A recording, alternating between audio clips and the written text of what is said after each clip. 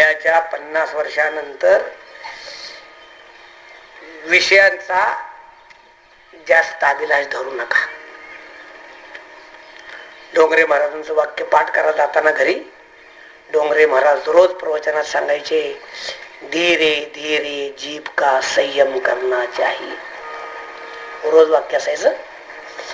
डोंगरे महाराजांच्या प्रवचनामध्ये रोज वाक्य काय असायचं, त्यातलं हे वाक्य आहे, धीरे धीरे जीभ का संयम करना चाहिए. त्यांच्या प्रवचनातली रोजची वाक्य सांगतो तुम्हाला मी. जिस देश में गाय दुखी है वो देश कभी सुखी नहीं होगा. हे वाक्य रोज असायचं. रोजच्या प्रवचनात ही वाक्य फिरून फिरून यायची. ते सांगायचे, जीवन में धन की आवश्यकता तो है ही, मगर याद रखना धन से ज्यादा धर्म की आवश्यकता है. फार गोड बोलायचो, अतिशय. पत्नी भोग पत्नी नहीं है, पत्नी धर्म पत्नी है. पत्नी का उपभोग नहीं उपयोग लेना है. काय गोड बोलायचं.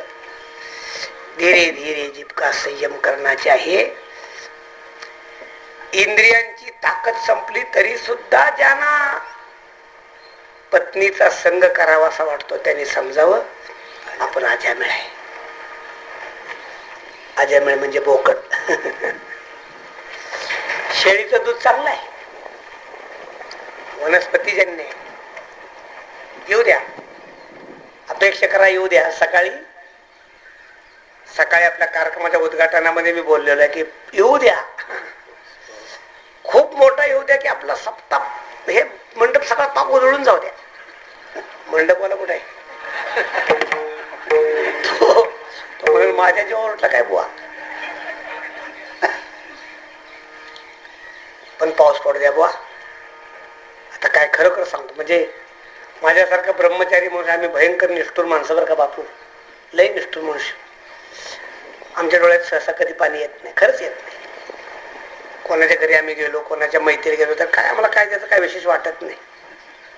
पण सध्याचा दुष्काळ बघून माझ्या सुद्धा डोळ्यात पाणी आलं बुवा, खरोखर. पंढरपुरामध्ये मी कीर्तनाला उभा राहिलो तर पाठीमागून पाऊस उठला. पावसाचे थेंब बघितलं, माझ्या डोळ्यात आपोआप पाणी आलं. अति वाईट परिस्थिती आहे, काही इलाज नाही. आपण भगवान परमात्म्याला प्रार्थना करा, दुसरं आपल्या हातामध्ये काय नाही. आणि हे लक्षात ठेवा, या भयानक परिस्थितीतून आपल्याला शासन सोडवणार नाही, भगवान सोडवणार आहे. लक्षात. शासनाकडे कोणती योजना नाही, कोणतीही. शासन दुष्काळ निवारण फंड देईल, काय देईल, अमकं करेल तमकं करेल.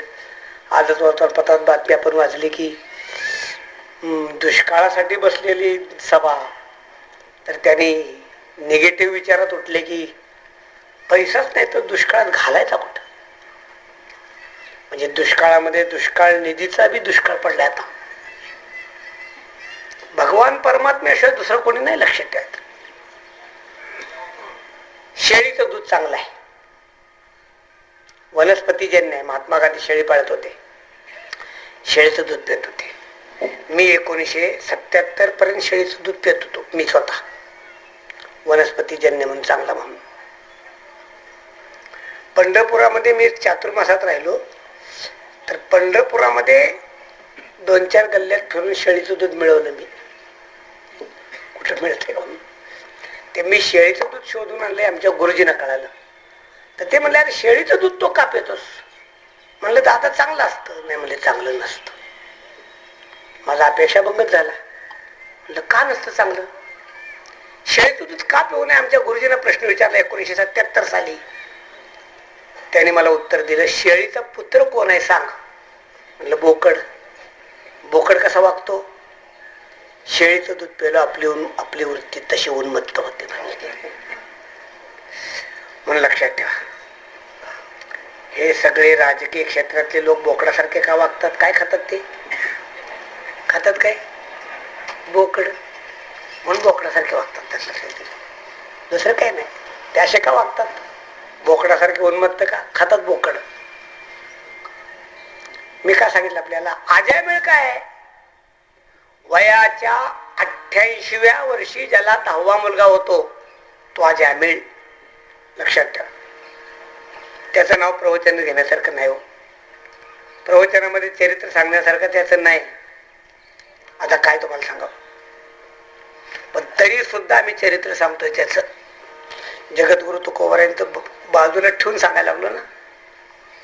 आजयामेळ 4 धंदे करत होता, लक्षात ठेवा तुम्ही. ते धंदे तपसून बघा प्रत्येकानं वैयक्तिक.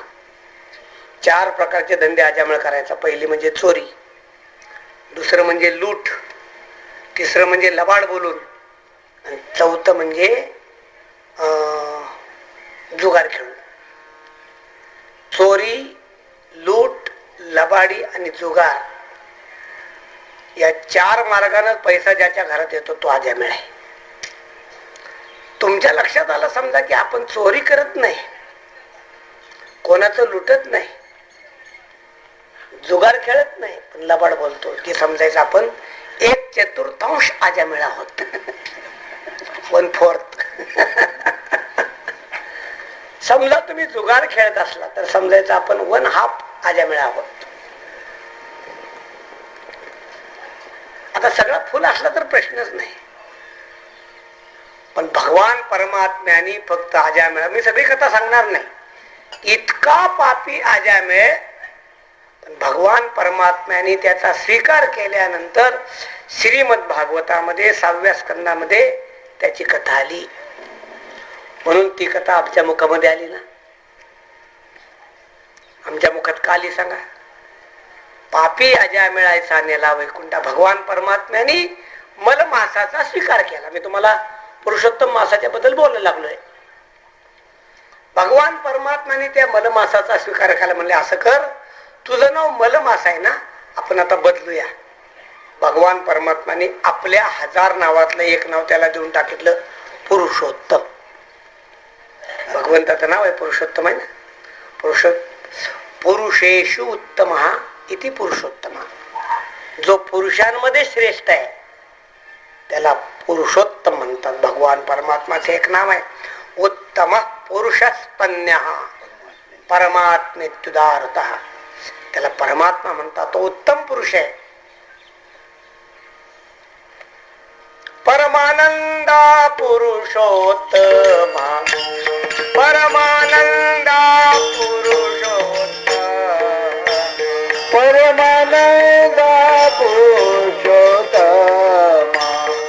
परमानंदा पुरुषोत्तम, परमानंदा पुरुषोत्तम, परमानंदा पुरुषोत्तम, परमानंदा पुरुषोत्तम, परमानंदा पुरुषोत्तम. हरियाश्रमापासोनी, हरियाश्रमापासोनी, परमानंदा पुरुषोत्तम, परमानंदा पुरुषोत्तम, हरियाश्रमापासोनी, हरियाश्रमापासोनी, परमानंदा पुरुषोत्तम, परमानंदा पुरुषोत्तम. भगवान परमात्मा पुरुषोत्तम आहे. भगवान परमात्म्याने आपलं नाव त्या मलमासाला दिलं. निंदेते इथे, आणि मलमास त्याच्या अगोदर निंदे होता, तो आता वंदे झाला. पुरुषोत्तम नाव असा आल्यामुळं त्याच्यामध्ये त्याला पावित्र्य आलं. मग या महिन्यामध्ये संसारातली कामं चालत नाहीत. लग्न ठरवायचं नाही, मुलं बघायची नाहीत, याद्या करायच्या नाहीत, सुपारी फोडायची नाही, वास्तुशांती नाही, काहीच चालत नाही म्हणून. पण परमार्थातल्या सगळ्या क्रिया चालतात. लक्षात ठेवा. या महिन्यामध्ये तीर्थयात्रेला जा, काळजीच करू नका. या महिन्यामध्ये अनुष्ठान करा, या महिन्यामध्ये जप करा, या महिन्यामध्ये याग करा, यज्ञ करा, सर्व चालते. या महिन्यामध्ये पारायण करा, या महिन्यामध्ये भजन करा, या महिन्यामध्ये उपवास करा. परमार्थातली सगळी कामं चालतात. आणि या महिन्याचं वैशिष्ट्य असं आहे की अधिकस्य अधिकम फलम. या महिन्यामध्ये सत्कार्य कराल ना, त्याचं फळ जास्त आहे. अधिकस्य अधिकम फलम. म्हणून या महिन्यामध्ये सत्कार्य करायचा असो. प्रस्तावना भरपूर झालेली आहे. पुरुषोत्तम मासाच्या निमित्तानं फलटण तालुका वारकरी संप्रदाय मंडळ व्यसनमुक्त संघ आणि ज्ञानेश्वर गोपालन केंद्र या तिन्ही संस्थांच्या संयुक्त विद्यमाने या ठिकाणी श्रीराम साखर कारखान्याच्या पटांगणामध्ये भव्य आणि दिव्य असा आपण सोहळा आयोजित केलेला आहे. त्याचा प्रारंभ आज झालेला आहे. कार्यकर्त्यांनी संयोजकांनी माझ्याकडं ड्युटी दिलेली आहे. जगद्गुरु तुकोबाऱ्यांचं जीवन दिव्य जीवन आहे, लक्षात ठेवा. तुकोबाऱ्यांचं जीवन दिव्य आहे. आपली महाराष्ट्र भूमी आहे ना, ती संतांची भूमी आहे. आज सुद्धा महाराष्ट्र शांत आहे. आज सुद्धा महाराष्ट्र सगळ्यामध्ये जास्त प्रगतशील आहे. आपल्याला माहित आहे, महाराष्ट्राच्या बाहेर गेल्यानंतर महाराष्ट्र कळतो, तोपर्यंत कळत नाही. आम्ही आग्रा ते राजगड चाललो 2-4 वर्षापूर्वी. आग्रा ते राजगड. तर आग्रा ते राजगड चाललो ना, तो जो हायवे होता ना, तो हायवे 3 नंबरचा हायवे होता. 3 नंबरचा NH3. आम्ही त्याला नाव दिलं होतं NH थर्ड क्लास. NH3 म्हणजे NH थर्ड क्लास. इतका भयान हायवे. राम राम राम. त्या हायवेनं आम्ही पहाटे चालत असताना पाठीमागून ट्रक यायचे. ट्रक पण चालताना एकही ट्रक अंगावर येण्याची भीती आम्हाला कधीच वाटली नाही. का वाटली नाही? ट्रकाचा स्पीडच बापू ताशी 5 किलोमीटर असायचा. तो ट्रक येताना हत्तीसारखा डोलतच असा खड्डे चुकवत. आम्हाला ट्रक अंगावर येण्याची भीती वाटायची नाही, पडण्याची भीती वाटायची. लोकजीवन आम्ही जवळून बघितलं महाराज. खरोखर महाराष्ट्राच्या बाहेर अशी परिस्थिती आहे की त्यामध्ये समाजामध्ये 2 प्रकार आहेत. एक उंच मोठे जमीनदार आणि बाकी सगळा मजूर वर्ग आहे. सगळीकडे पाहिजे. भारताच्या बहुतांशी प्रदेशामध्ये आम्ही फिरलेलो आहे. बहुतांशी. तर सगळीकडे ही अवस्था आहे. महाराष्ट्रामध्ये नाही. त्याचं कारण काय समजाल आपण? लक्षात ठेवा. काय कारण समजाल त्याचं आपण? एखाद्या गावामध्ये कुठं हिंदू मुस्लिमांची दंगल उसळते, त्यांची दंगल उसळत असताना त्याला लागून जे दुसरं गाव असेल त्या गावामध्ये मुस्लिमांची संख्या कमी असली तरी सुद्धा ते मुस्लिम लोक घाबरत नाहीत, कारण त्या गावातले हिंदू लोक त्यांच्यावर हल्ला करत नाहीत. ही भारतीयांची संस्कृती आहे, लक्षात ठेवा. आपली ही संस्कृती आहे. समजा एखाद्या शहरामध्ये हिंदू मुस्लिमांची दंगल उसळली, खेडेगावामध्ये गेलो तर खेडेगावामध्ये मुस्लिमांचं एखादं दुसरं घर असतं, एखादं दुसरं घर. पण ती घर शांत असतात. त्या गावातल्या लोकांच्या मनात सुद्धा येत नाही की आपण यांना काहीतरी दगा करावा. त्यांनाही तसं कधी वाटत नाही. आपण ही संस्कृती आहे महाराष्ट्राची. आणि या महाराष्ट्राच्या संस्कृतीला तशा दिव्य संतांची जीवन परंपरा आहे, लक्षात ठेवा. तसेच दिव्य संत या महाराष्ट्राला लाभले, लक्षात ठेवा. तसेच दिव्य संत. ज्ञानाचा ज्ञानाचा ज्ञानाचा ज्ञानाचा ज्ञानाचा ज्ञानाचा ज्ञानाचा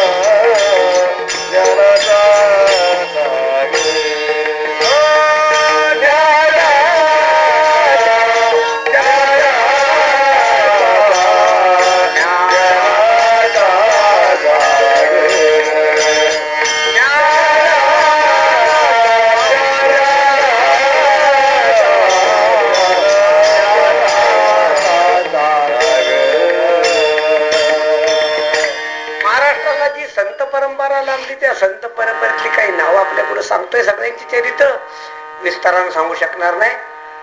प्रत्येक संतांचं चरित्र सांगायचं म्हटलं तर 7 दिवसाचा कमी पडेल. बरोबर 7 संत आहेत. आमचे वारकरी भजन करतात. निवृत्ती, ज्ञानदेव, सोपान, एकनाथ 7 संत. आपलं भजन 7 संतांचं आहे. अजून पुढं ते काय काय काय काय आहे ते काय नाही लक्षात राहत. काय चांगलं आहे. शेख मोहम्मद चौका, गोरा काय, फक्त दिग्दर्शन करणार आहे. ज्ञानोबाराचे संत 700 वर्षापूर्वी ज्ञानोबारांचा अवतार झाला. तर त्या ज्ञानोबारांच्या अवतारामुळं तुम्ही आता या ठिकाणी मंडपामध्ये बसून प्रवचन ऐकताय. तुम्हाला खरं सांगतो नाही तसं तुम्ही ऐकू शकत नव्हतं. तुम्ही ऐकत नव्हता, मी सांगू शकत नव्हतो. कारण का, हे ज्ञान वैदिकांनी वैदिकांच्या पलीकडे जाऊच दिलं नव्हतं. हे लक्षात ठेवा. ज्ञानोबारांचा अवतार होत नव्हता तर आपल्याला हा अधिकार मिळत नव्हता. आपण हे लक्षात ठेवा. फार मोठी क्रांती आहे वारकरी संप्रदायाची, फार मोठी क्रांती आहे. आपल्या वारकरी संप्रदायातले ज्ञानोबारा हे आध्वर्य मानतो आपण. ज्ञानदेवे रचिला पाया. आपण ज्ञानोबारांना पायाभूत मानतो. लक्षात ठेवा. काय काय केलं ज्ञानोबारांनी? 700 वर्षापूर्वी ज्ञानोबारांनी हा समाज बघितला तर विखुरलेला समाज आहे. भिन्न भिन्न विकृत संस्कृती, भिन्न भिन्न पंथ, भिन्न भिन्न उपासना, मोठ्या विचित्र उपासना होते. लक्षात ठेवा. ज्ञानोबारांच्या काळामध्ये सुद्धा लोकांच्या अंगात येत होतं बरं का. हो, ज्ञानोबारांच्या काळात येत. तुकोबारांचा उल्लेख आहेच की अंगी दैवत संचरी. पण ज्ञानोबारांच्या काळात सुद्धा अंगात येण्याचे प्रकार होते. ज्ञानोबाराय सांगतात, डोये ठेवले नि भोजे देवल वासी जैसा फुंजे. ही ओवे ना ज्ञानोबारांची 13व्या अध्यायात ओवे. ही ओवे अंगात आलेलीच ओवे. लक्षात ठेवा. कोणती? डोये ठेवले नि भोजे देवल वासिया जैसा फुंजे. तर तो गुमतो ना. अंगात येण्याचे प्रकार होते. भिन्न भिन्न उपासना होत्या. 17वा अध्याय वाचा.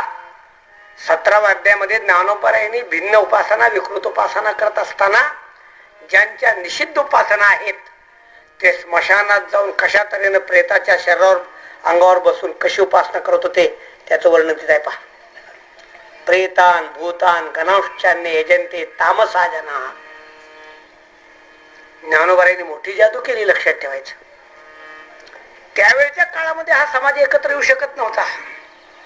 ज्ञानोबारांनी सगळा 18 पगड जातीचा समाज एकत्र केला. ही ज्ञानोबारांची फार मोठी जादू आहे. मग कोणी विचारलं ना तुम्हाला, कोणी विचारलं बहुजन समाजातला पहिला कीर्तनकार कोण आहे असं कोणी विचारलं तर डोळे झाकून उत्तर द्या.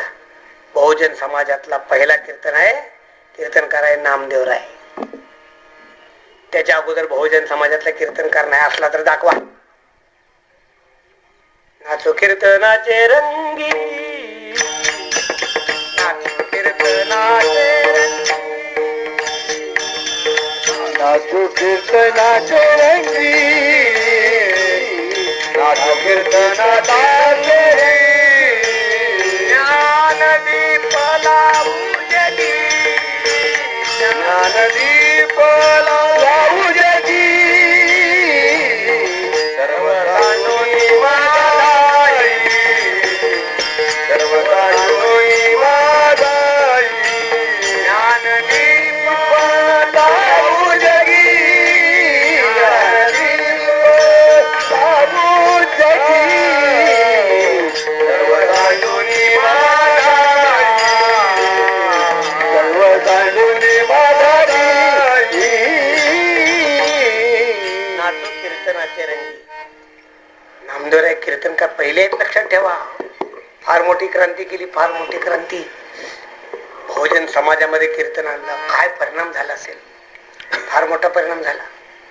ज्ञानोबारांचा पुरुषार्थ आहे ज्ञानाचा सागर. नामदेवराय प्रेमाचे आधार आहेत. मूर्तिमंत प्रेम म्हणजे नामदेवराय. लक्षात ठेवा. आपण नामदेवरांची कथा सांगतो ना. नामदेवराय प्रेमळ भक्त, अति प्रेमळ भक्त. नामदेवरांचं नेमकं वर्णन नाही पण असं सांगतात नामदेवराय गळ्या हातामध्ये चिपळ्या घ्यायच्या गळ्यामध्ये विना पंढरपूरच्या वाळवंटात फिरायचे पागलासारखे, वेड्यासारखे फिरायचे रामदेव, असं त्यावेळेचं वर्णन आहे. कारण देवाच्या प्रेमानं अतिशय मोहित झालेले, देवाच्या अतिशय लढीवाळ भक्त. केव्हाही पांडुरंगाच्या मंदिरामध्ये जाण्यासाठी परवानगी, केव्हाही. त्यावेळेला मंदिर बडव्यांच्या ताब्यात नव्हतं. बडवे पुजारी होते, पण बडव्याच्या ताब्यामध्ये 16व्या शतकात मंदिर आले, त्याच्या अगोदर नव्हतं. नामदेवराय ज्या आरती नैवेद्य घेऊन देवापर्यंत जात होते ना, सरळ आहे का नाही, दूध पिओ मोरे गोविंद लाला, नामदेवराय देवाला करतात दूध प्या म्हणून, पण भगवान दूध पित नाहीत, पितच नाहीत. आपण नैवेद्य दाखवल्यानंतर खाण्याचा रिवाज नाही, तसं कायद्यात ठरलेलं नाही, त्यामुळे देव खात नाही. आपली तर कुठे इच्छा असते खाण्याची. आपण आपल्या घरातल्या देवाऱ्यावरच्या देवाऱ्याला नैवेद्य का दाखवतो देवाला? ते खात नाहीत म्हणून. ज्या दिवशी ते लोक देव नैवेद्य खायला सुरुवात करतील त्या दिवशी तुम्ही दाखवायचं बंद कराल. उद्या कदाचित देवानं नैवेद्य खायला सुरुवात केली तर तुम्ही लगेच सरकारला अर्ज कराल, युनिट वाढवून द्या, तेवढ्यात राशन भागत नाही. देव खात नाही म्हणून आपण दाखवतो, लक्षात ठेवायचं. बरीचशी माणसं नैवेद्य काय काय करतात कुणाला प्रश्न. नैवेद्याचं पाणी असं घ्यायचं, असं तास आणि असं फिरवायचंय, लक्षात ठेवा, आणि ते असं सोडून द्यायचंय. नैवेद्यम समर्पयामी. बरीचशी माणसं त्या पाण्यात पाचीच्या पाची बोट बुडवतात ताब्यात, अशी फिरवतात, असं काय करतात कुणाला? ते काय करतात आम्हाला माहिती. आता ताटाच्या भोवती हात फिरवून असं काय करतो कोणाला? म्हणलं काय करतो, म्हणलं कोणाला काय करतो काय माहिती आहे प्रश्न. बऱ्याचशा परमार्थातल्या बऱ्याचशा क्रिया अशा चालल्यात खुशाल, का चालल्यात कुणाला? ज्ञानोबारांच्या सोहळ्यामध्ये फलटणच्या नानासाहेब चौकामध्ये नानासाहेबांचा पुतळा आहे ना, नाना पाटलांचा, आणि तिथेच सावतामाळी मंदिर आहे ना. सावतामाळी मंदिरात माझा संबंध नेहमी असतो, त्यामुळं मी ज्ञानोबाच्या सोहळ्यात सावतामाळी मंदिर बघितलं, मी फिरलो. मी फिरलो, सगळी दिंडी फिरली आमची, कराडकर सगळी दिंडी फिरली, सगळी दिंडी फिरे, पण नानासाहेबांचा पुतळा आला. मग कुणाला माहित तात्या का फिरला कोणाला? मग आमच्या दिंडीतल्या एका माणसानं दुसऱ्या माणसाला विचारलं, इथं का फिरायचं असतं? ते म्हणले नाना पाटील आपल्या भागातले पण फिरायचं.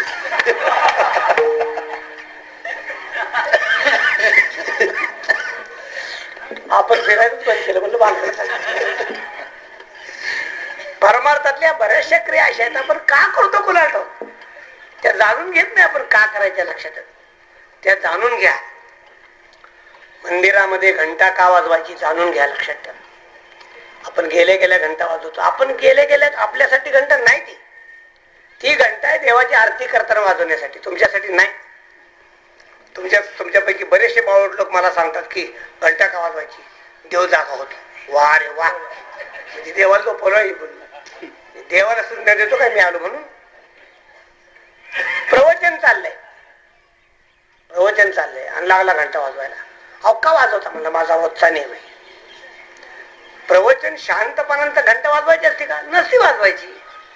तुझा रोजचा नियम आहे, पण प्रवचन चाललेलं आहे, वाजवू नको ना, त्याच्यामुळे काय अडचण पडेल? म्हणलं रोजचा नियम चुकतो, त्याला काय करायचं? असे तुमचे लय रोजचे नियम आहेत, लक्षात ठेवा, की ज्या नियमाला अर्थ कोणताच नाही, पण तुम्ही ते तसेच चालवलेत, काय असेल. स्वामी विवेकानंदांनी सांगितलं, हिंदू धर्माचं धर्मशास्त्र पाक महिलांनी पण चुलीत नेऊन ठेवलं. बघा, चुलीपर्यंत नव्हे, चुलीत नेऊन टाकलं प्रश्न. या स्त्रियांच्याकडे बरंच काय काय ते, यांच्याकडे काय काय समजुती मोठ्या विचित्र आहेत. चुलीवर जिनं तवा ठेवला तिनंच उतरायचा असतो, विचार आहे, दुसरीनं उतरायचं नाही. काय शास्त्र? मी विचारलं पाहिजे, दुसरीनं तिनंच उतरायचं. म्हणलं दुसरीनं का उतरायचं नाही? म्हणले ते दुसरीनं उतरलं की म्हणजे ते जास्त.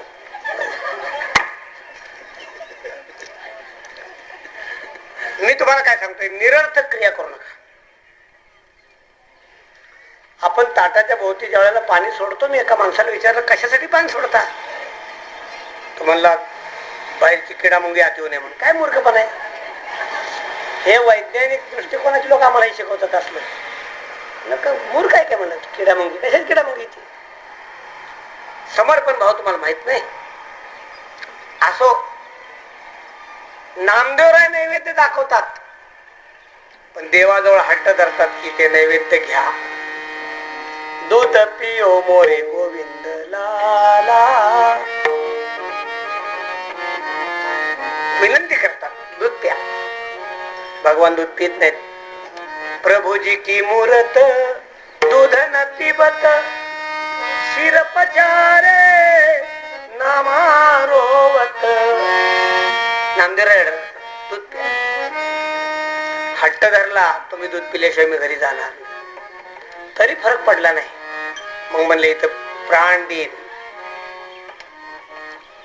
प्राण देईन म्हणल्यानंतर भगवान परमात्मा घाबरले. एवढंच बोर पारग बोर काय 5 वर्षाचं प्राण देईन म्हणतो, पेलं पाहिजे. ऐसा भगत मैं कब ना पाया, ऐसा भगत मैं कब ना पाया, ऐसा भगत मैं कब ना पाया, ऐसा भगत मैं कब ना पाया. नामदेव ने दूध पिलाया, नामदेव ने दूध पिलाया, नामदेव ने दूध पिलाया, नामदेव ने दूध पिलाया. दूध पिओ मोरे गोविंद लाला, दूध पिओ गोविंद लाला, दूध पिओ मोरे गोविंद लाला, दूध पिओ मोरे गोविंद लाला. ऐसा भगवान, ऐसा भगवान. खूप भक्त झाले, नामदेवरासारखा भक्त नाही मिळाला. नामदेव दूध पा. रिकामी चरवी घेऊन नामदेवराय घरात आले. गोणाई विचारते, नामा दूध कुठं आहे? कुठं आहे म्हणजे? देव प्याला. देव कसा पिल? गोणायला पटलं नाही, पटतच नाही आपल्याला. देव कसा पिल दूध? आता देव कुठे दूध पितो काय? तू पेला नाही, देव प्याला. गोणायला वाटलं आपलं मुलगा खोटं बोलतंय. पूर्वीच्या लोकांना मुलगा खोटं बोललेलं आवडत नसायचं. आत्ताच्या लोकांना खरं बोललेलं आवडत नाही. लोक सांगतात महाराज आमचा मुलगा कस्टम खात्यात आहे, कस्टम खात्यात. खोऱ्यानं पैसा ओढतो, खोऱ्या. अजून सापडला नाही, 1 नंबरचा चोर.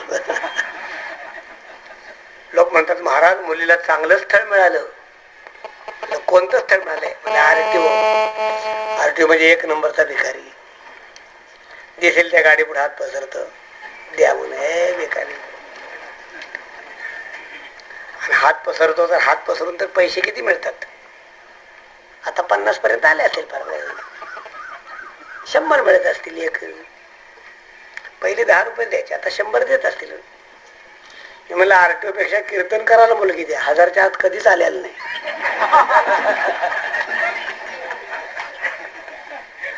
हात पसरावा तर आमच्यासारखा पसरावा लक्षात. आम्ही हात पसरतो, 1000च्या खाली कधीच नाही लक्षात. आरटीओ म्हणजे काय? लबाड माणसाला मुलगी ती लक्षात, भिकाऱ्याला.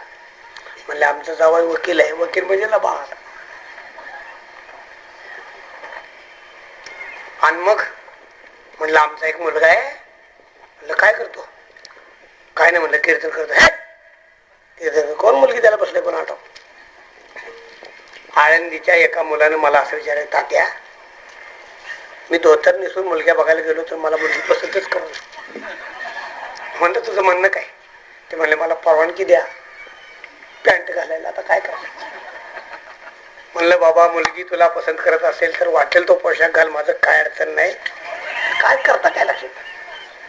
तुझी अडचण झाली, माझं काय करता? मोठी अडचण आहे. लबाड बोललेलं मुलगा आवडत नव्हतं. संध्याकाळी गोणाई सांगते, अहो ऐकलत का? आपला नामा लबाड बोलतो. देवान दूध प्यायला म्हणे. दामोशेठ नामा दूध प्याला नाही, मग देव प्याला. मूर्ख आहेस. वडिलाचा राग वेगळा, आईचा राग वेगळा. वडिलांनी खाडकन गालावर मारली. कोळ मुलगा आहे, वाईट वाटलं, डोळ्यातून पाणी आलं. नामदेव सांगतात, बाबा तुम्ही मारा मला, पण मी खोटं बोलतोय म्हणू नका, खरोखर देव प्याला. गोण्याच्या लक्षात आलं म्हणजे सकाळपासून म्हणतोय काहीतरी आहे का, खरं खरं देव प्याला, मी नाही प्यालो. देव कसा दूध प्याला ना. गोणाई म्हटली, मग उद्या पिल का? नामदेव म्हणले, आता मला काही सांगता येत नाही. मी त्यांना असं सांगितलं की उद्या मी येणार नाही, आजच्या दिवस मी आलोय असं मी सांगून आलोय म्हणले. मग खोटं बोलतोस. नामदेव म्हणले, तुमचा विश्वास बसत नाही, उद्या प्यायला लावेन. दुसऱ्या दिवशी परत तेच नाटक. नामदेव पुढे गेलेले आहेत, गोणाई दामाशेटी मागे चाललेले आहेत, लपून चालले. नामदेवरायन देवापुढे सर्वी ठेवलेले, विनंती केलेली आहे, दूध पिओ मरे गोविंद लाला. भगवान परमात्मा नामदेवराय म्हणता, नामदेवराया दूध पेलास तरी, पण आज तुझ्या पाठीवर CID खात आहे, त्यामुळे आज पिता येत नाही. नामदेवरायने कालचं हत्यार सांगितलं, प्या नाही तर मग मरेन. प्यावं लागलं. काय ऐकता तुम्ही? दामू शेटी गोनाई गैवरले, रडू लागले, 12 वर्षे तुझं उपवाशी मारिले, 12 वर्षे तुझं उपवाशी मारिले, 12 वर्षे तुझं उपाशी मारिले, अगी जेवविले नाम देवे, अगी जेवविले नाम देवे, अगी जेवविले नाम देवे. पश्चाताप झाला, मी तुला 12 वर्ष नैवेद्य दाखवलं, पण आम्ही तुझ्या पुढे नैवेद्य ठेवून उचलून घेऊन गेलो माझ्या मुलांनी. नामदेवरायचा केवढा पुरुष पोरता पुरुषार्थ आहे. नामदेवराय प्रेमळ भक्त आहेत. एकच वाक्य सांगतो आता. ज्ञानोबाराय नामदेवरायांच्याकडे आले तीर्थयात्रेसाठी. ज्ञानोबाराय नामदेवराय काय म्हणतात, पंढरी रायाचा तू प्रेम भंडार. तू पंढरीचा प्रेम भंडार नामदेवराय आहेत. लक्षात ठेव, पुरुषार्थ सांगतोय. महाराष्ट्र संतांची भूमी आहे, महाराष्ट्र संतांची भूमी आहे. लक्षात ठेव. ज्ञानोबाराय नामदेवरायांचा अवतार एका वेळेला आहे. ज्ञानोबाराय समाधिस्थ झाले, नामदेवरायांचं जीवन उदास झालं. कारण नामदेवरायांचे ज्ञानोबाराय खूप प्रेम मोठं. ज्ञानेश्वर महाराजांना माऊली पदवी पहिल्यांदा दिलेले कवी आहेत नामदेवराय. त्याच्या अगोदर कुणी नाही. ज्ञानराज माझी पहिल्यांदा माऊली शब्द नामदेवरायांनी दिला, मग बाकीच्यांनी दिला. ज्ञानाबाई माझी अनाथाची माय, नंतर म्हणले नाथ महाराज. पहिल्यांदा नाम योग्यांची माऊली. ज्ञानोबाराय योग्यांची माऊली आहेत, म्हणून ज्याचं नाव ज्ञानेश्वर त्याला लोक माऊली म्हणतात. काय ताकद आहे? ज्ञानोबाराच्या नावामध्ये काय ताकद आहे सांगा? आई वडिलांनी ज्ञानेश्वर नाव ठेवलं तर समाज सगळा त्याला माऊलीच म्हणतो. काय ताकद आहे ज्ञानोबाराची? माऊली कुठे गेलाय? पत्ते खेळायला. वारे माऊली, माऊली का मवाले? पांढरं वस्त्र अंगावर घातलं की खाली बसताना जागा बघूनच बसावं लागतं. लक्षात ठेवा. आई वडिलांनी ज्ञानेश्वर नाव ठेवलं त्याचा अर्थ आपल्यावर जिम्मेदारी आहे. आई वडिलांनी तुकाराम नाव ठेवलं तर आपल्यावर जिम्मेदारी आहे. आई वडिलांनी नामदेवराय नाव ठेवलं तर आपल्यावर जिम्मेदारी आहे. लक्षात ठेवायचं. त्या नावाची बूज राखण्याची आपली जिम्मेदारी असं आहे. म्हणून ज्ञानोबाराय खूप मोठ्या ठिकाणी. नामदेवरायांचं जीवन उद्ध्वस्त झालं. ज्ञानोबाराय समाधिस्थ झाले. ज्ञानोबाराय समाधिस्थ झाले आणि महाराष्ट्रामध्ये हिंदूंची सत्ता संपली. ज्ञानोबारायांची समाधी आहे 1296 सालची आणि महाराष्ट्रामध्ये धर्मग्लानीचं संकट आलं 1294 ला. 1294 ला अल्लाउद्दीन खिलजीनं देवनगर देवगिरीचा शेवटचा राजा रामदेवराय याचा पाडाव केला आणि रामदेवराय हा मोंगलांचा गुलाम झाला. देवगिरी किल्ला मांडलिक झाला 1294.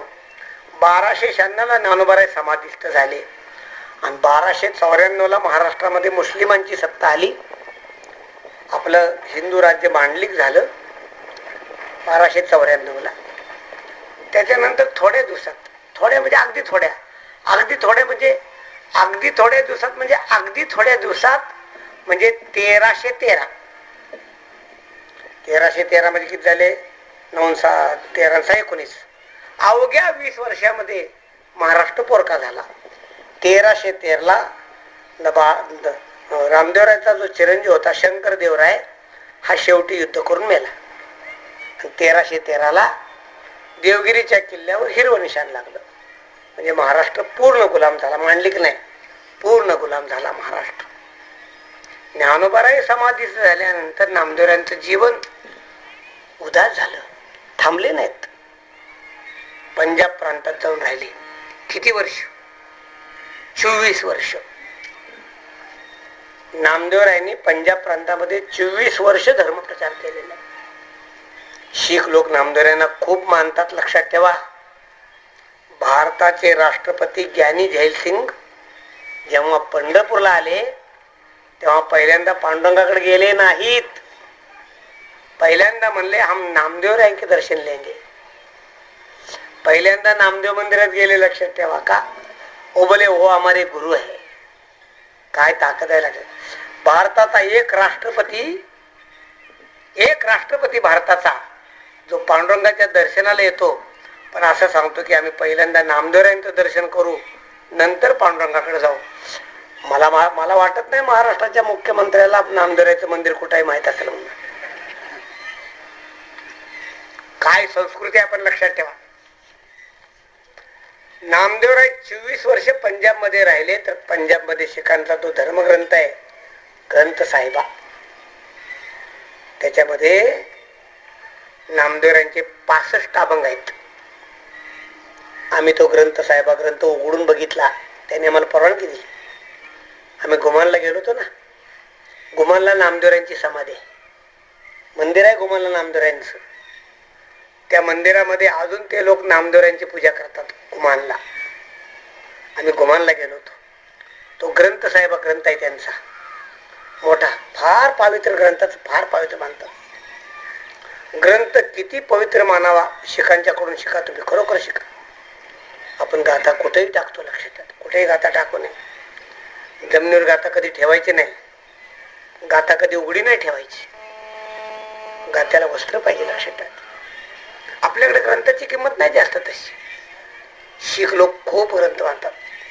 शिखांचे ग्रंथ बघा तुम्ही, त्यांची वस्त्र बघा, तुम्हाला आश्चर्य वाटेल. भरदरी सोनेरी वस्त्रामध्ये ग्रंथ ठेवतात. अति पावित्र्याने ग्रंथ वाचतात, अति पावित्र्याने. मी त्यांना विनंती केली, म्हणलं आम्हाला ग्रंथ साहेबा ग्रंथ बघून द्याल का? अवश्य बघा म्हणलं, त्याची काय अडचण. त्या व्यासपीठावर जाऊन तो सगळा ग्रंथ बघितला. त्या ग्रंथामध्ये त्यांना सांगितलं आम्हाला नामदेवरायांचे अभंग काढून द्या. म्हणला मला. त्यांनी नामदेवरायांचे अभंग काढून दिले. त्या ग्रंथ साहेबामध्ये नामदेवरायांचे अभंग आहेत. केवढा पुरुषार्थ आहे नामदेवरायांचा. नामदेवरायांनी भगवी पताक पंजाब मध्ये नेली. पंजाब मध्ये इतिहास सांगतो, पेशव्यांनी भगवी पताका आटके पार नेली 17व्या शतकामध्ये. इतिहासाला विसर पडतो. त्याच्या अगोदर नामदेवरायांनी भगवी पताका पंजाब मध्ये नेली. लक्षात ठेवा, पंजाब मध्ये खूप मोठा पुरुषार्थ.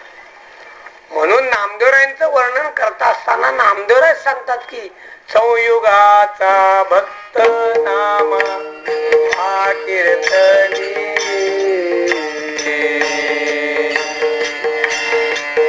संयुगाचा भक्त नामा उभा कीर्तनी,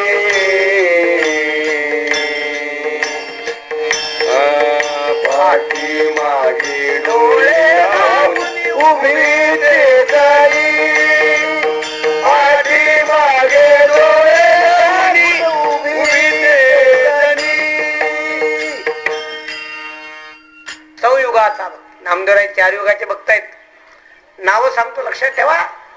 कृतयुगामध्ये भगवान परमात्मा नरहरी रूपाने प्रगट झाले, तेव्हा त्यांची भक्त करत होते. नामदेवराय भक्ती करत होते प्रल्हाद. त्रेतायुगामध्ये भगवान परमात्मा प्रभू रामचंद्र झाले, तेव्हा त्यांची सेवा करत होते भक्त अंगद. द्वापार युगामध्ये भगवान श्रीकृष्ण झाले, तेव्हा भगवान श्रीकृष्णाचा लाडका शिष्य त्यांचं नाव उद्धव. आणि कलियुगामध्ये भगवान पांडुरंग झाले, तर नामदेवराय झाले. लक्षात.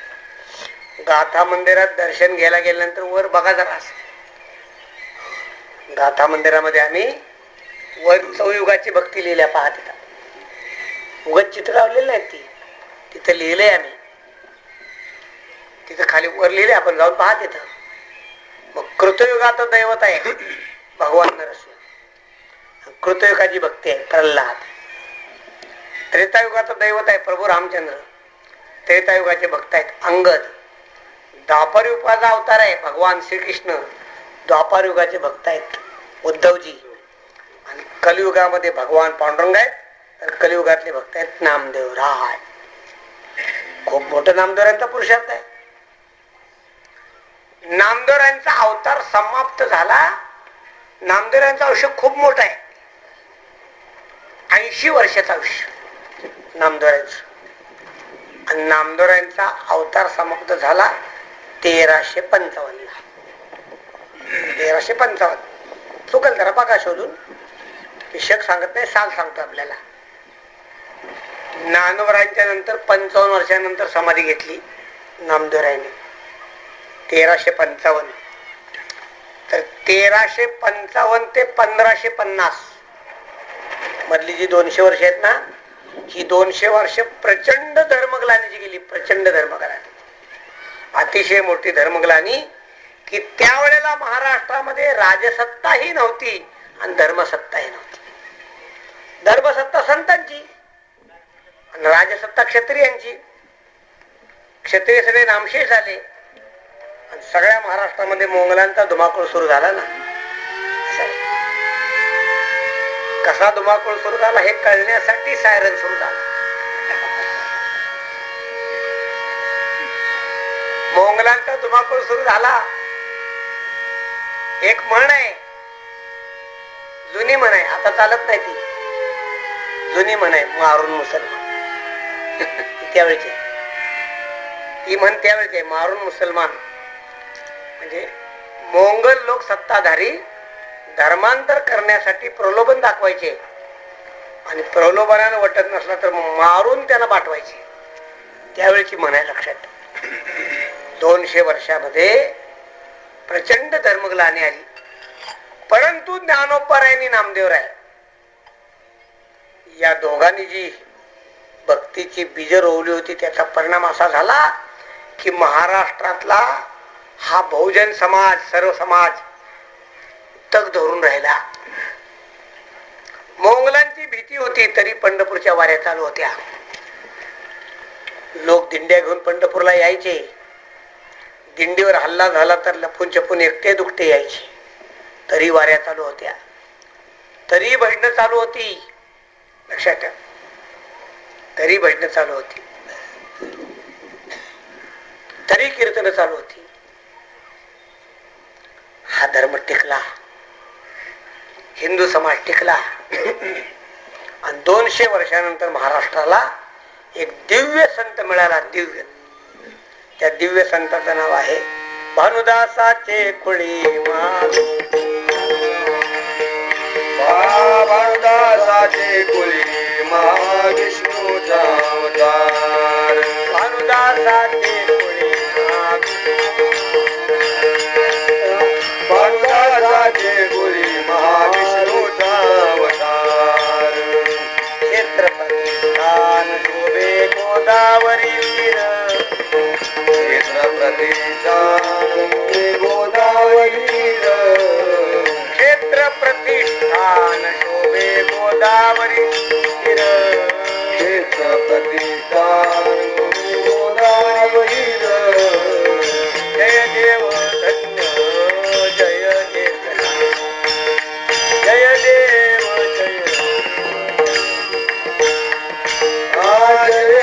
जय जय देव जय देव एकनाथ. जय देव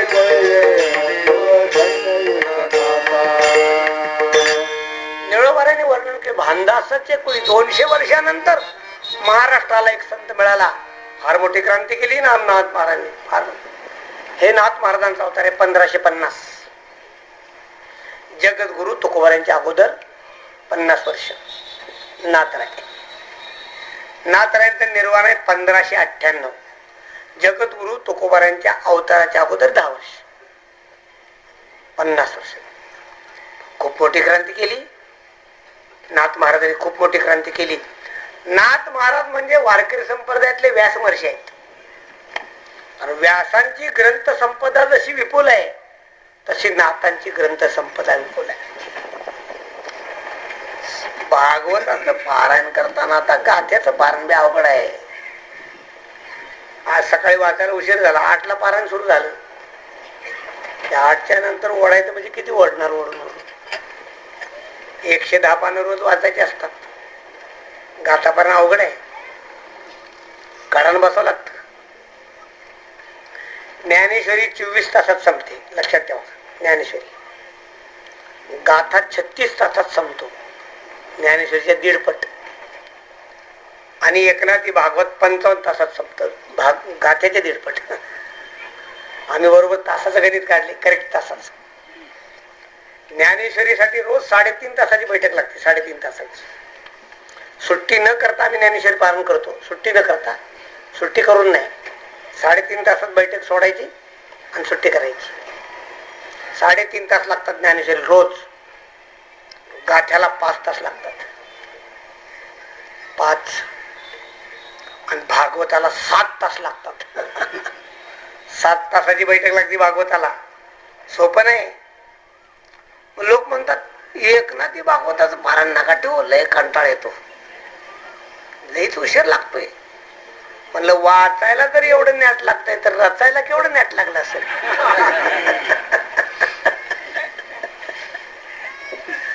वाचताना गायला, वाचताना म्हणला लय मेट गायला आले ते मेट. ज्यांनी रचलं त्यांना किती अडचण झाली असेल सांगा, लक्षात. आणि अजून काहीच नाही, हे काहीच नाही. त्याच्या पुढे हरिवर्धा, 10व्या स्कंदाचा अनुवाद. हरिवर्धा नाही, तो नाथ महाराजांचा नाही, कृष्णदया नावाचा आहे. त्याच्या पुढचा ग्रंथ आहे भावार्थ रामायण. भागवतापेक्षा जास्त होईल, खूप खूप. नाथ महाराजांनी एक वेगळीच क्रांती केली, तुम्हाला सांगतो. वेगळी क्रांती कोणती केली तर कीर्तनामध्ये नामदेव आहेत, लक्षात ठेवा. कीर्तनामध्ये ओवी ज्ञानेशाची, ओवीमध्ये ज्ञानोबा आहेत. ज्ञानोबारांची ओवी म्हणजे हरणासारखी टुन टुन टुन टुनवर पळते. 3.5 मात्रेची ओवी आहे ज्ञानोबारांची. 3 पादामध्ये 8 अक्षर, 4थ्या पादामध्ये 4 अक्षर. ओम नमो जय अध्याय वेद प्रतिपाध्याय जय जय आत्मरूपा, 4 अक्षर. देवा तुची गणेशो सकलार्थमती प्रकाशो म्हणे अवधारी जोची, 4 अक्षर. ज्ञानोबारांची ज्ञानेश्वरी ओवी लय जलद पडते. नाथ महाराजांची ओवी म्हणजे गजगतीची आहे. 3 चरणात जेवढी अक्षर, 4थ्या चरणात त्याच्यापेक्षा 1.5 पट अक्षर. अवघड आहे, एकनाथी भात अवघड आहे. नाथ महाराजांनी खूप मोठी क्रांती केली. ओवी ज्ञानोबारांची आणि कीर्तन नामदेवरायांचं. नामदेव कीर्तन करी, कीर्तन नामदेवरायांचं, लढीवाळ कीर्तन नामदेवरायांचं. नामदेवरायांचं कीर्तन लक्षात ठेवा. आणि मग नाथराय. नाथराय आबा बाबा बाबा बाबा विंचू चावला,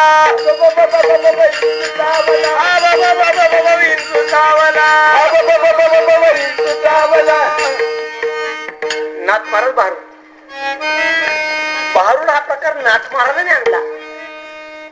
आता भारुडाचा तमाशा झालाय. हे आता भारूड आपल्याला आवडत नाही. कधीतरी मला लावा भारूड, मी भारूड करीत घेतलं. लक्षात एकदा केला आमच्या संस्कार सोया, आपण करत नाही भारूड. भारुडामध्ये समाज प्रबोधन पाहिजे आहे. भारूड म्हणजे नाटक नव्हे, लक्षात ठेवायचं. नाथ महाराजांनी भारूड आणलं तर गणपती सोंग. नाथ महाराज सोंग आणायचे. ते गणपतीचं हे केलं, मुखवटा गणपतीचा तयार केला दगडाचा. आणि तो दगडाचा मुखवटा नाथ महाराजांनी स्वतः घातला. त्या गणपतीच्या सोंडेमध्ये बसला कोणी.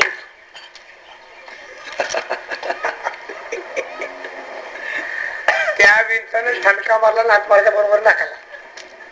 नाकाला ठणका मारला की भारूड सुरू केला. आबा बाबा बाबा बाबी. नाथ महाराज अशा आहेत, लक्षात. मोठी भक्ती एक लक्षात ठेवा. नाथ महाराजांनी भावार्थ रामायण का केलं आपल्या लक्षात घ्या. प्रभू रामचंद्रांची आज्ञा आहे तर 200 वर्ष मोंगलांच्या सत्तेनं वैदिक धर्म लागला आणि आली होती. या धर्मामध्ये पुरुषार्थ नव्हता. आपण हे लक्षात ठेवा, पुरुषार्थ. म्हणून रामाचं चरित्र सांगितलं, लक्षात ठेवायचं. रामाची कथा का सांगावी? जे रामाची कथा सांगतात त्यांच्या पुढे हा दृष्टिकोन नाही. रामाची कथा तेवढ्यासाठी सांगावी की गृहस्थी धर्मामध्ये पत्नीची इज्जत क्या आहे, लक्षात ठेवायचं. मुस्लिम लोकांचं वाक्य आहे औरत तो हमारी इज्जत आहे, लक्षात ठेवा. इस्लाम धर्माचं वाक्य आहे. इस्लामी लोक सांगतात औरत हमारी इज्जत आहे, म्हणून ते झाकून ठेवतात. लक्षात ठेवा. ते चांगला आहे का वाईट आहे ती चर्चा नंतर उठल्यावर करा, काय करायचं असेल, पण ते झाकतात. बोले औरत हमारी इज्जत आहे. जाऊ दे, आपलं काय हे हॉटेल सब केले एक आहे, अर्थ नाही त्याला. कुठेतरी आपण चूक करतोय, लक्षात ठेवा. ती चूक भविष्यामध्ये चांगली होणार आहे. अंतर्मुख होण्याची आवश्यकता नाही. पण एकदा उल्लू बनल्यावर किती बनायचं त्याला मापत राहिलेलं नाही. त्याला स्वातंत्र्य म्हणजे स्वैराचार नव्हे, मुक्ती म्हणजे व्यभिचार नव्हे, लक्षात ठेवा. आपण हे लक्षात घ्या. स्त्रीची काय इज्जत आहे. भारतामध्ये 3 युद्ध मोठी झाली. 3 युद्ध. पहिलं रामायणाचं मोठं युद्ध 18 दिवस झालं. दुसरं मोठं युद्ध झालं महाभारताचं 18 दिवस. तिसरं मोठं युद्ध झालं ते 21 पिढ्या चाललं परशुरामांचं. 3 महायुद्ध झाली भारतात, अति मोठी. त्याच्या इतकं युद्ध मोठं कुठं झालेलं नाही. परशुरामांचं युद्ध 21 पिढ्या चाललं, 21 पिढ्या. पण लक्षात ठेवा, तिन्हीच्या तिन्ही युद्धाचा केंद्रबिंदू विसरू नका, हे गांभीर्यानं ऐका. तिन्ही महायुद्धाचा केंद्रबिंदू आहे स्त्रीची प्रतिष्ठा, हे विसरू नका. तिन्ही. रामायण का? स्त्रीची प्रतिष्ठा.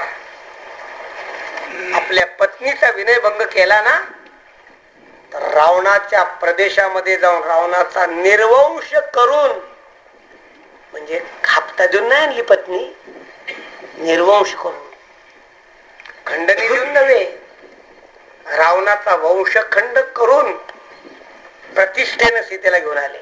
प्रतिष्ठेन. आपण हे लक्षात घ्या. परशुरामजी जंगलामध्ये गेले होते तपश्चर्या करण्यासाठी. जमदग्नी ऋषी शांत होते. जमदग्नी ऋषींनी क्रोधाचा त्याग केला होता, ती कथा सांगत नाही.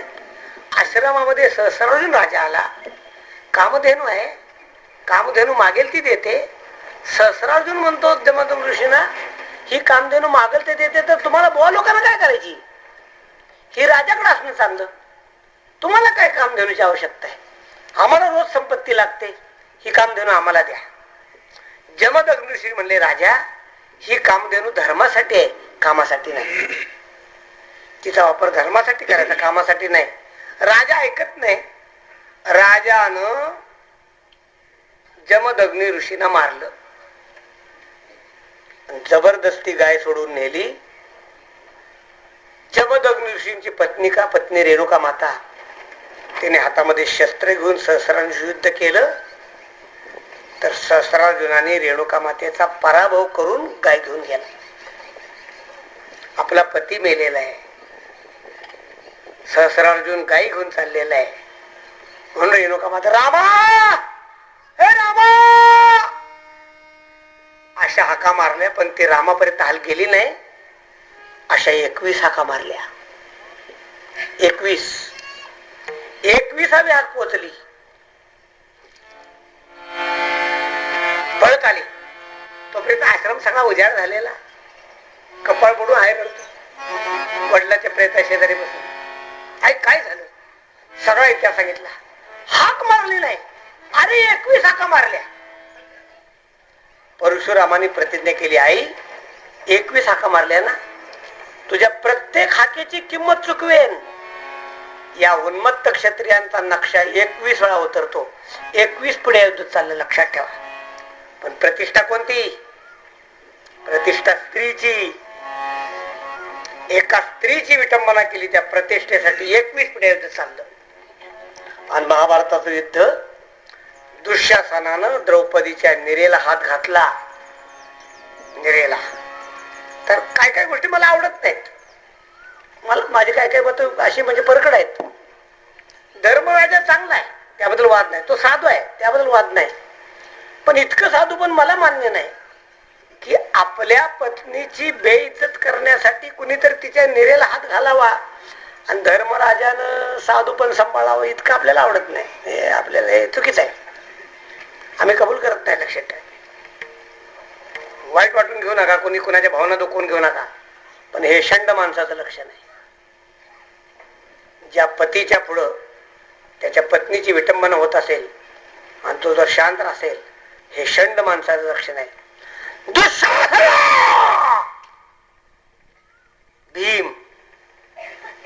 भीमान सांगितलं, खबरदार माझ्या पत्नीला हात लावतील तर खबरदार. आम्हाला भीम पाहिजे, लक्षात ठेवा. हे धर्मराज नको आम्हाला साधू. शांत मनमोहन सिंग त्यातली लावला द्यायला.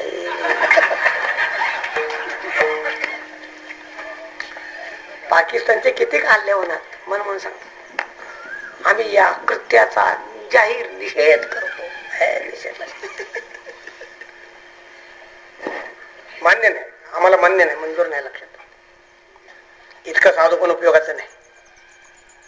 दुर्योधनानं मांडी उघडी दाखवली द्रौपदीला, मांडी उघडी दाखवली.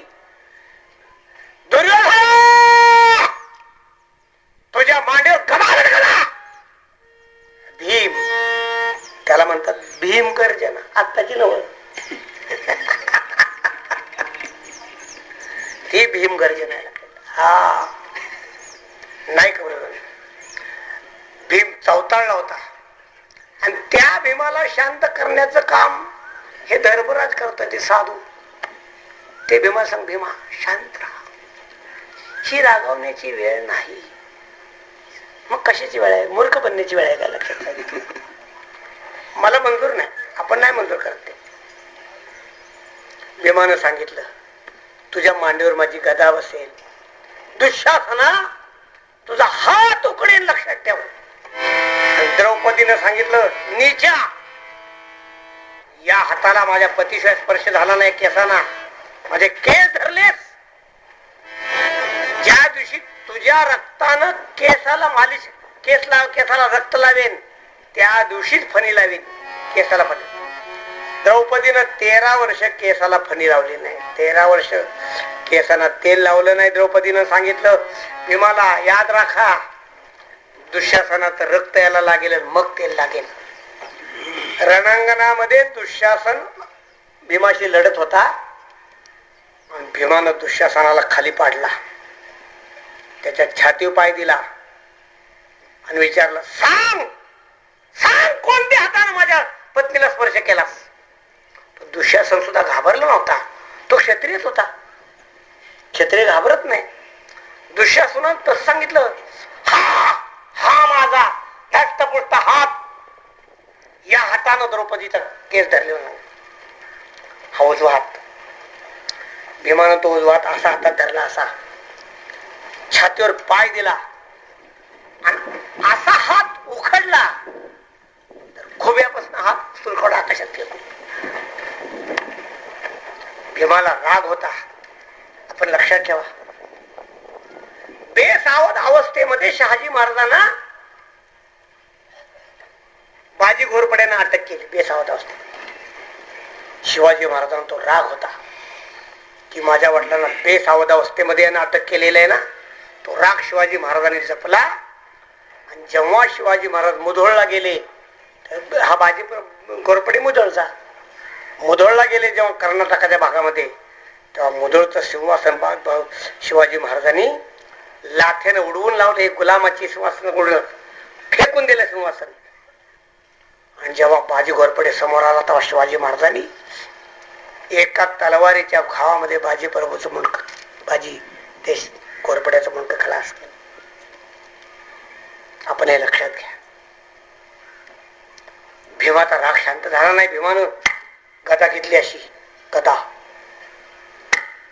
गदा फिरवली, अशी गदा मारली त्या दुःशासनाच्या छातीवर, तर त्या दुःशासनाच्या छातीच्या फासऱ्या फाटल्या, असा चिळकांड्या उडाल्या, फवारे उडाल्या. अशी तुम्हाला आश्चर्य वाटेल, तो भीम खाली बसून त्यानं आपलं तोंड त्या दुःशासनाच्या छातीला लावलं आणि एखाद्या जनावराच्या घाटीतलं रक्त जसा वाघ पितो तसा रक्त पित होता भीम. असा तो रक्त पित होता, रक्त असा उन्मत्त झाला. आणि नंतर तो उभा राहिला तर गदा हातात घेऊन एका पायावर असा नाचत होता भीम. त्या भीमाचा तो अवतार बघितला त्या दिवशी रणांगणावर पांडव आणि कौरव दोन्ही बी सैन्य राहिले, सगळी घरी पळून गेली. म्हणले हा राक्षस आहे. महाभारतातले वर्णन मी वाचले सांगतो. 3 युद्ध लक्षात ठेवा. 3 युद्ध झालेले आहेत स्त्रीच्या प्रतिष्ठेसाठी. स्त्रीची प्रतिष्ठा फार मोठी आहे. मंडपाच्या उजव्या बाजूला सगळी स्त्रीची प्रतिष्ठा आहे, लक्षात ठेवा. आमची पोरं एक उद्योग करतात ना, त्याला काम नाही म्हणून उद्योग करतात, लक्षात ठेवा. हे सगळे बोर्ड स्त्रीच्या प्रतिष्ठेसाठी चालल्यात. ज्या घरामध्ये दारू नाही त्या घरातली स्त्री प्रतिष्ठे नाही, लक्षात ठेवा. यत्र नार्यस्तु पूज्यन्ते रमन्ते तत्र देवता. जिथं नारीची पूजा जाते होते तिथं देवता रमते, लक्षात ठेवा. व्यसनमुक्तीची मुलं आहेत ना, त्यांच्या प्रत्येकाच्या घरामध्ये जा, तर त्यांच्या घरातल्या पत्नीचा चेहरा बघा. तो चेहरा तुम्हाला प्रसन्न दिसेल. त्याची संपत्ती कमी जास्त असेल पण त्या स्त्रीचा चेहरा प्रसन्न असेल, कारण तिचा पती रोज दारू पिऊन घरी येत नाही, लक्षात ठेवा. कधी दारू पिऊन तिला छळत नाही. तिच्या चेहऱ्यावर नाराजी कधी नसते, लक्षात ठेवायचं. तिच्या गळ्यामध्ये दागिना नसेल पण तिला अभिमान आहे की 72 किलोचा दागिना माझ्याकडे आहे म्हणून, लक्षात ठेवा. पुरुष हा स्त्रीचा खरा दागिना आहे. विलासराव देशमुखांची काही संपत्ती कमी नसेल, भरपूर संपत्ती आहे. पण आता विलासरावांच्या पत्नी आहेत ना, एवढी संपत्ती असली तर त्या स्त्रीचं सौंदर्य गेलं. आता स्त्री रडते, त्यांची पत्नी रडते.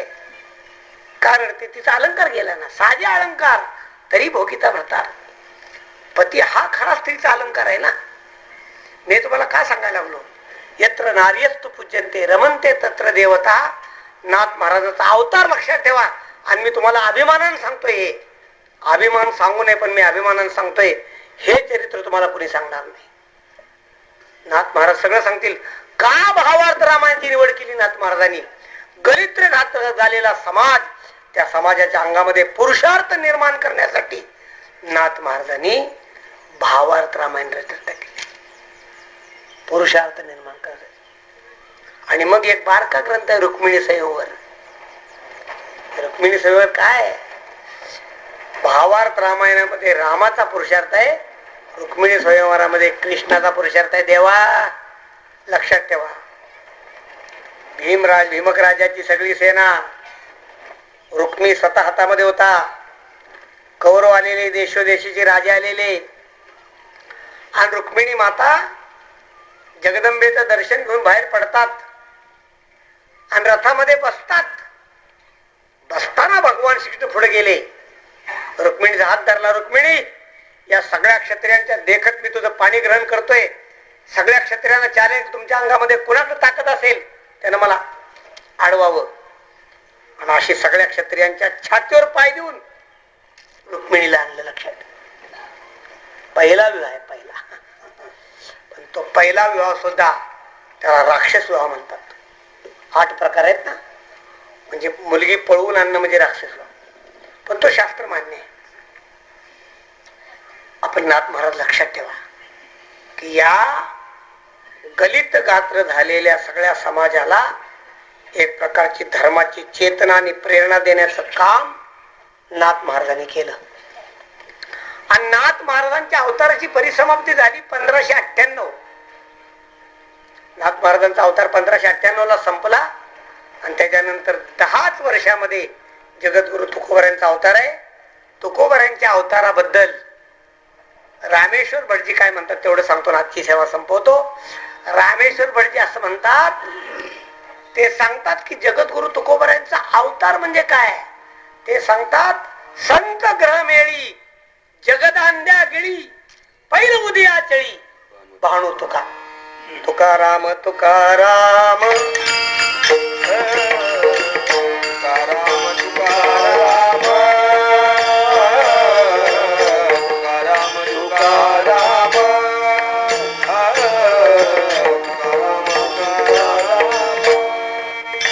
नाम घेता कापेयम नाम घेता कापेयम धन्य तुकोबा समर्थ धन्य तुकोबा समर्थ नाम घेता कापेयम नाम घेता कापेयम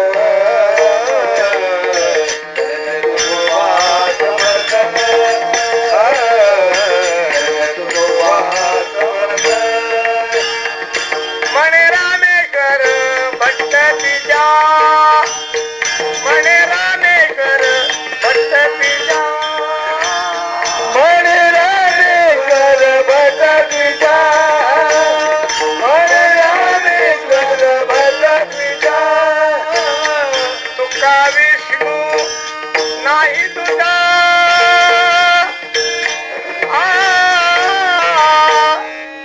तुका विष्णू नाही नाही तुझा तुका विष्णू नाही तुझा आ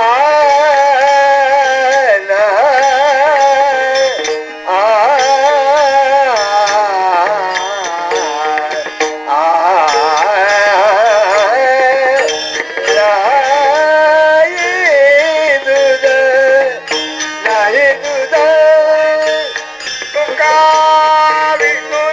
तुझा तुका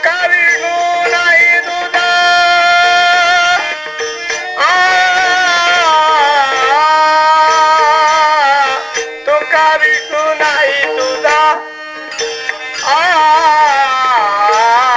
तुका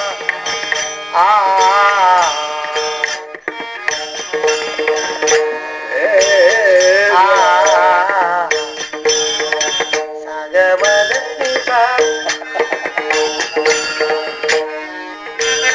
तुका विष्णू नाही तुझा तुका विष्णू नाही तुझा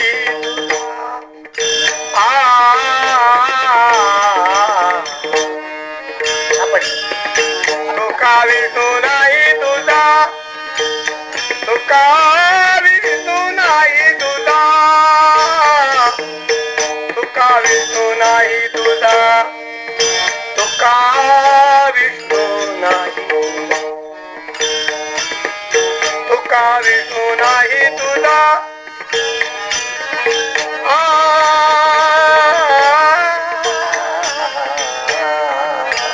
नाही तुझा तुका विष्णू नाही तुझा